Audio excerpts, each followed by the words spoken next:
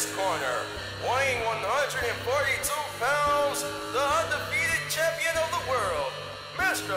217. MMA, hey, MMA, hey, MMA, we gon' punch you in the face. MMA, hey, MMA, hey, Mayhem Radio, we turned up in this place.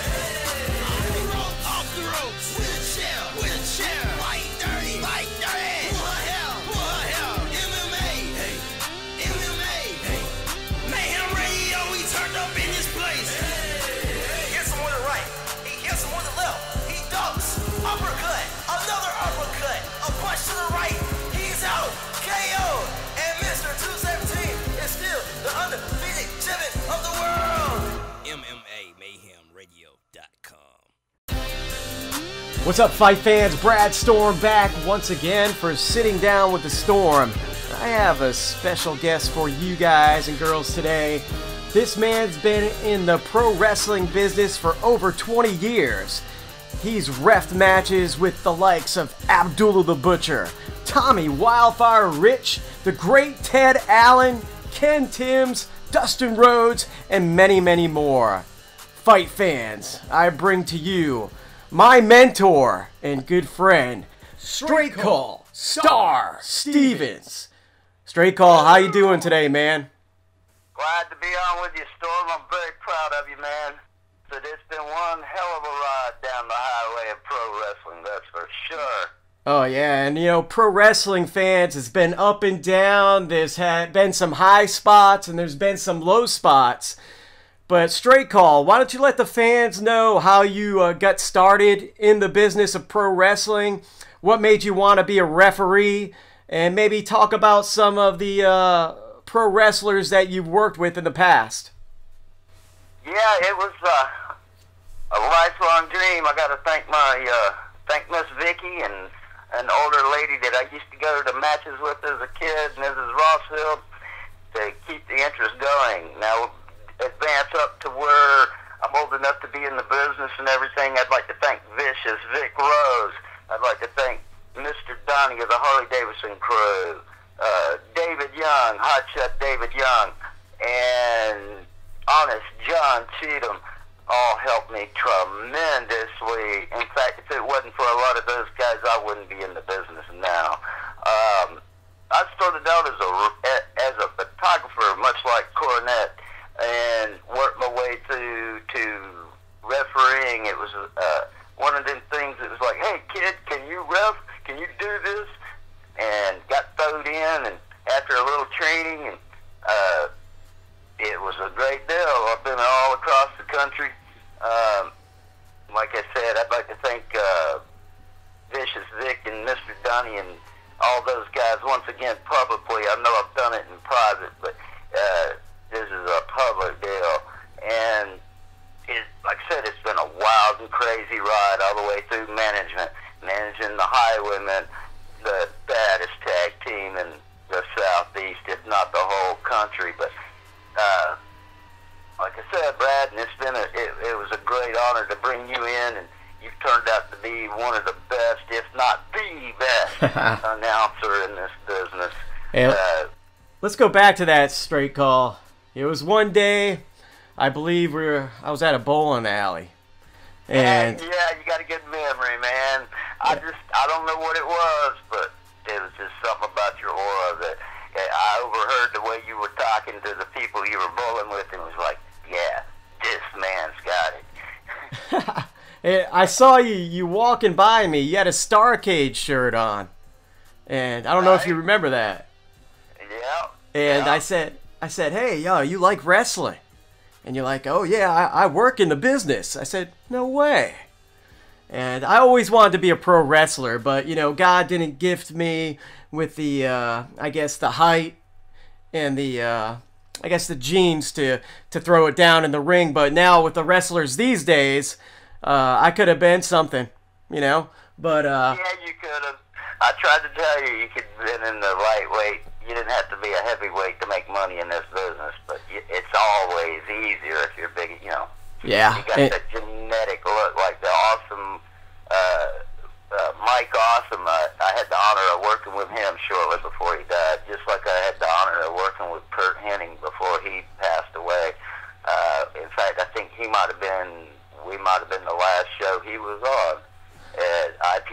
hardcore in St. Yeah. Pete.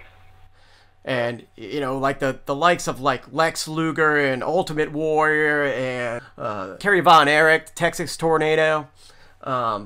Those guys were larger than life to me, but I always wanted to get involved in the world. And I you know, with the journalism major I have from University of Georgia, I was looking for ways to get into the business, because a lot of people like looked at me outside that didn't know what was going on in pro wrestling. They would laugh at me.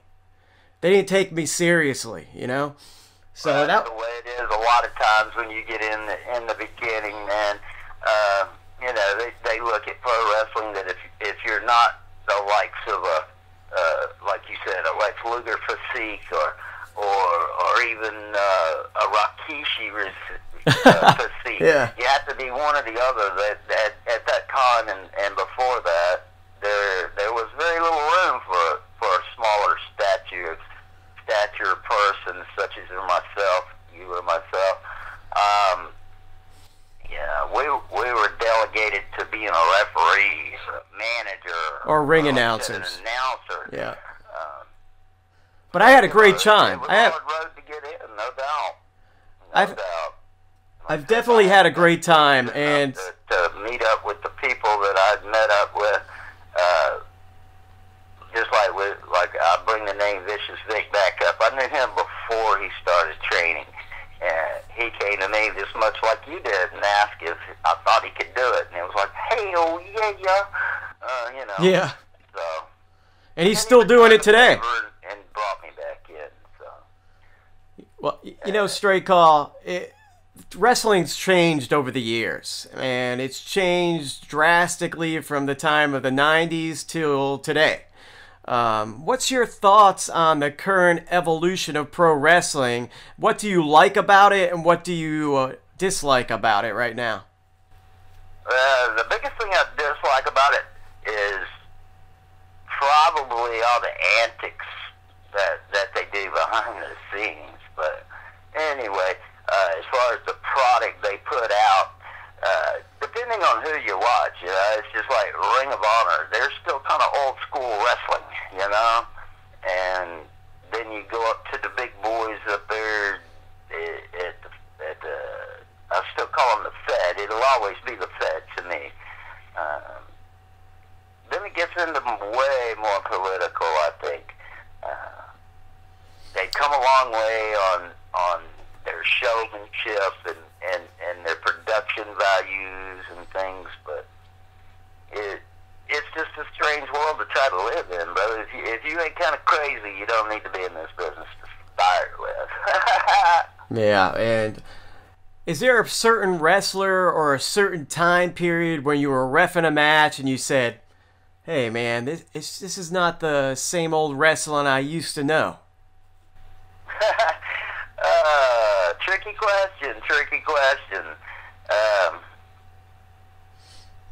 To recall a certain wrestler, I don't think I'll do that, because you know, they could take it as an insult. Yeah. But What about a moment in time, though? I have to say there was a guy named the Prince over in Alabama. It was like, why are you in the ring? You know? Right. And I don't think he made it past the little Alabama town that we were in. But he had the look as far as, he just wasn't really super built, but it ended up that he ended up being a manager because he realized he didn't have the physical attributes to be in the business. But it's always been a business that they'll generally take anybody to try to prove yourself, you know, when you're in the training class, because there's other aspects involved in that class. But You talk about training, Star. You talk about training. You talk about different schools that you could go get your training at. And if I might plug one, WWA4 has been one of the best schools I've been involved with in the state of Georgia, and it's put out some outstanding talent. But what is your thoughts on the schools of today? I was involved with WCW. I saw the power plant. I saw the grueling workouts they had to do. There was no BS about the power plant at WCW. Let me just put it to you that way. But is there anything that comes close to that nowadays? Possibly. I think Steve Kern still has a school going on over here somewhere. I'm not sure. I know that, like you said, the WWA, they produced some good workers. There's a couple in Orlando. I think the Dudley boys might still have a school over there. Then you've got a little, I'll say, a smaller scale type schools like DWI's little school. Unfortunately, schools that really produced people like IPW Hardcore used to back in the mid to late 90s down in St. Pete, Florida. As far as locally, I've kind of been out of it. I'm not real sure. I think a lot of the people have went to schools that are by a wrestler that really didn't make it nowhere, but they're out training people. So they seem to have gotten a lot lighter on their how shall I put it, the training to come into the business. Seems like they're not as orientated towards that big monster physique. You know, they're trying to give people a chance that are a little smaller. That some of them are just worried about their money coming in, and if you're, you know, a little 5'5" guy at 110 pounds and you want to wrestle and you're tough enough to get beat up for a couple months, they take your money and train you and then cut you loose. That's one of the bad things, because a lot of people that shouldn't have been in this business was able to get in and is able to get in. Yeah, because, you know, you got a lot of guys like in Combat Zone Wrestling and Dragon Gate. They're not the biggest guys, but I've been watching more and more of that these days, and I find it pretty entertaining. Guys like A.R. Fox really making a name for himself. And then you got other guys, and I'll keep plugging the WWA 4 guys all day and all night. Uha Nation. Of course, because that's one of the best schools you got in Georgia. So. Yeah. Uha Nation, a guy that's gone all around. And I think Straight Call, even being a referee, if you want to get your name out there, you got to get on the road. Absolutely, absolutely. As a referee, anything in this business, as a referee, manager, wrestler, of course, you have to get on the road and get your name out there at all. Even like with you and I, we traveled some little backwater towns in Mississippi to do a show. You know, you still have to do that to get your name out there. Even with today's social media and stuff, as a help, you still have to have that basis of the road travel to learn your craft from different people after you train. Because the day you stop learning is the day you get hurt, the day you get put out of this business. It goes with mixed martial arts as well, man. If you want to get your name out there, you gotta travel the roads. And speaking of the roads, Star, why don't you give us a story, one of your road trips that you remember fondly? How about, what about you? Well, I'm gonna leave you out of that one. Go ahead, man. I've got a nice story that I always tell everybody about a certain announcing star of today from days past, but it's a little embarrassing, so I'll leave him out of it. Now, I'll go back to bringing in Vicious Vic Rosen on it, and Honest John and Mr. Donnie were down in Porterdale, Georgia one night. This kid holding up a sign about Vicious Vic, talking about Vicious Vicky.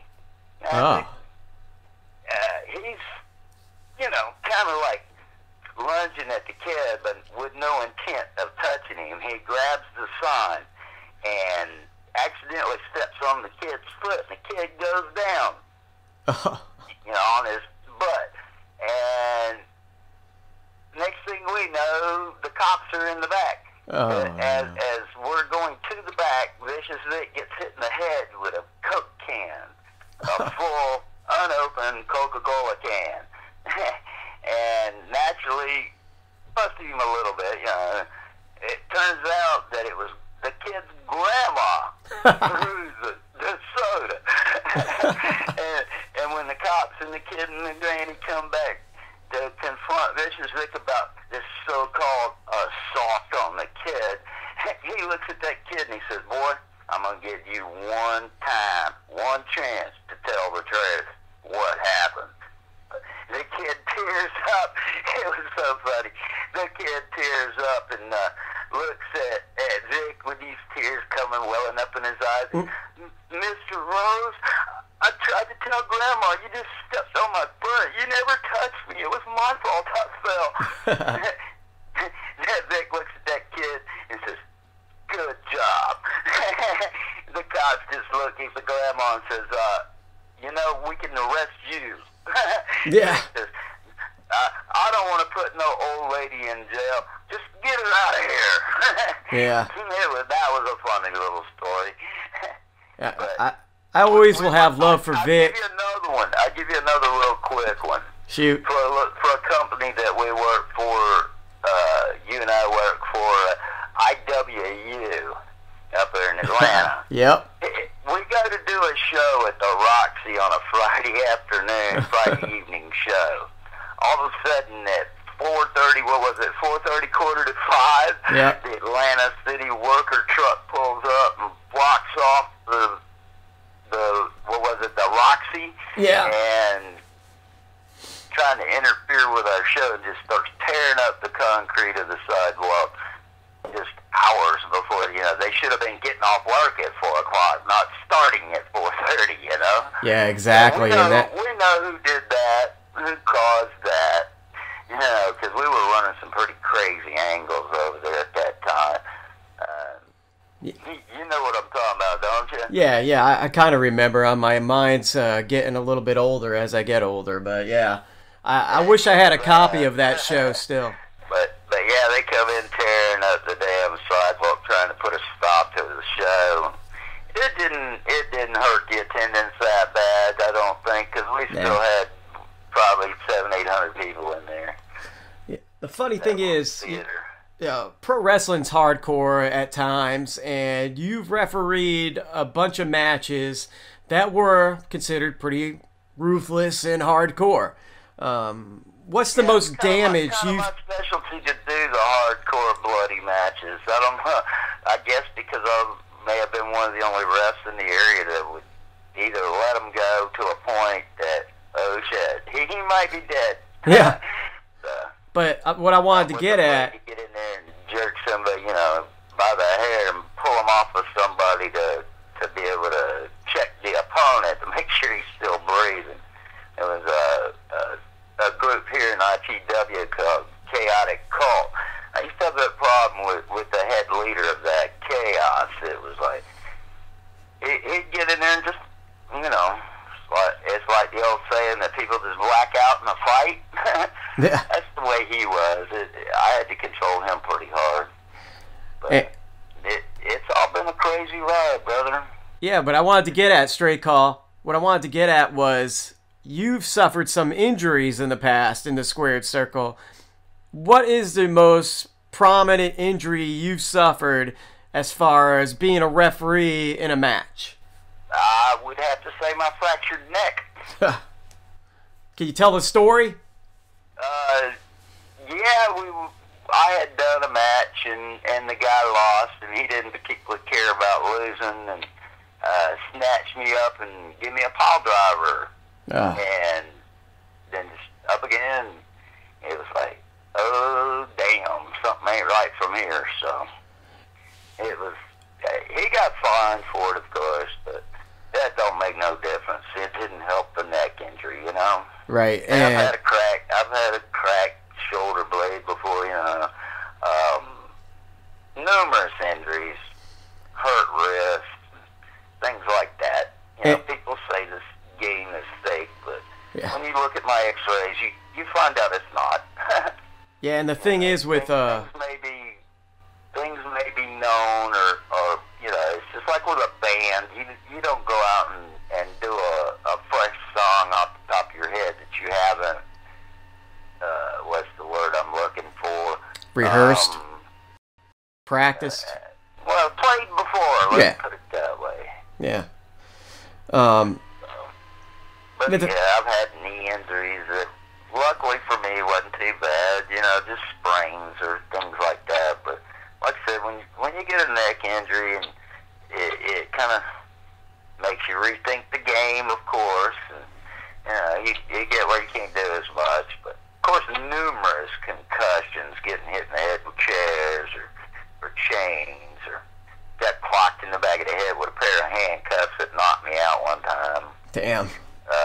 Then there was a match I was doing as a manager, and with the Highwaymen against the Heartbreak Express, and got clocked with a chair in the back of the head that knocked me out. So yeah, it's a pretty rough game. And it's always changing. It's always evolving. We've had some great times on the road. I miss you like hell, man. I haven't seen you in a long time. Yeah, same here, man. Same here. I'm very loyal to the Proud of people. you, man. You know, like I said, I'm very loyal to people that believe in me and help me out, and I will forever be loyal to you, my friend. Well, I appreciate that. I appreciate that. The same to you, my friend. Yeah. Now we're going to go along that line. It's I'll let it be known right here in the public. I am ready and willing to become an MMA referee. I have refereed. You asked about matches earlier. I got to do a couple, 3 karate match series with the great Ernest Miller. Right on. The cat, Ernest Miller. I have done a couple boxing matches down here in Florida, but it was on the fly, so I don't talk about them too much.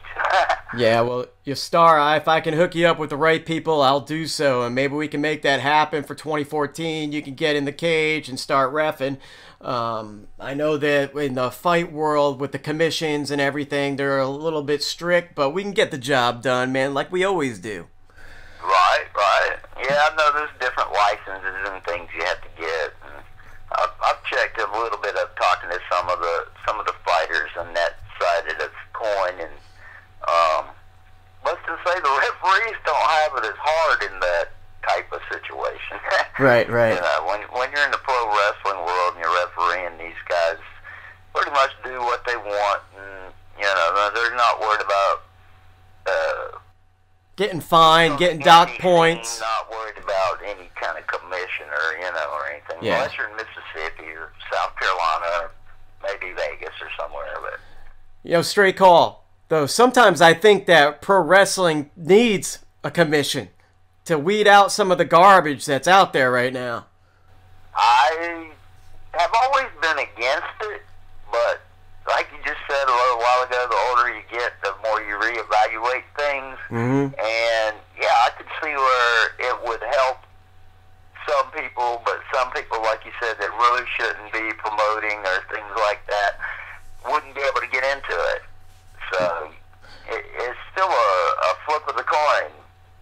You know what I'm saying? Because you do have a lot of people that are in the business that should be there and wouldn't be in a situation to be able to go through the commission.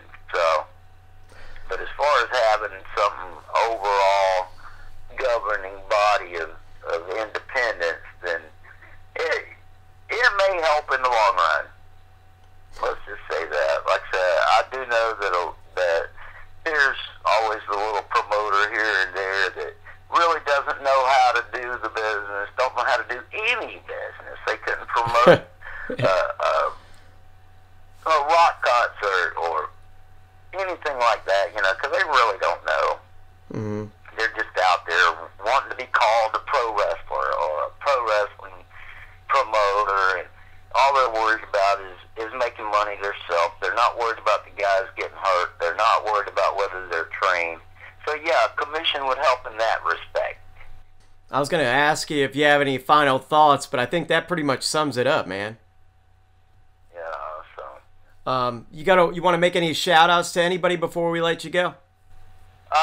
Yeah, like I said, I'd like to shout out to my boys, the Highwaymen. I haven't seen them in a few months because I've been kind of out and just pretty much incognito, getting where I'm healed and stuff like that. But we'll be out there again, and we'll take the Highwaymen back to the top. If they want to go, if they don't, I'll find somebody else to go. You got Butch Long, the Bone Crusher. You got the Maniac. Then you've got we've got so many Highwaymen in this group. Sometimes it's a little hard to call them out. But you have Donnie York. He's pretty good. I'd like to take him back around the circuit one more time. And then our Maniac Mark, he's a bloodthirsty hardcore guy. All my guys are hardcore. It's like if you aren't willing to go out there and just whip somebody's ass and take what you want, we don't want to be involved with it. So then, like I said, I've shouted out to Mr. Donnie and David Young and Vic and Honest John. Like I said, I hope Tommy Rich is doing good. I hope Lex Lovett. I haven't seen him in a while. I haven't seen Steve Madison in a while. He's another good one that was down here. Of course, I mentioned Chaos a minute ago. I haven't heard too much about him.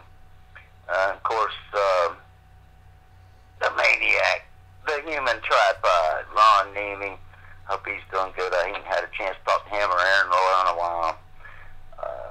Of course, you got Ruckus. I'm not sure he's still in the business. You remember him, Ruckus? I sure do. Worked with at Warzone Wrestling Alliance. Yep, one of the first bigger promotions that I worked. I really enjoyed my time there.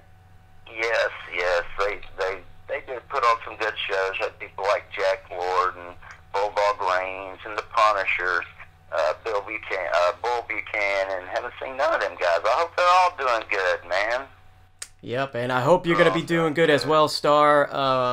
If anybody wants to become a referee, can you give them some advice real quick? Yeah, you got to stay out of the way. Let the guys do what they want, what they're going to do. Make sure you get some good training. That'd be about it. And get your name out there. You got to do the traveling like we did. If you're not willing to travel and put some investment in time and money and effort, go dig a ditch somewhere. Stay out of my business. Well, there you go, fight fans. Straight Call Star Stevens. He calls it down the line. Been in the business of pro wrestling for 20 years. Worked with the likes of Abdul the Butcher, Tommy Wildfire Rich, the legendary Ted Allen, and many, many more. If you don't respect him, you know what I'm gonna do? I'm gonna punch you in the face!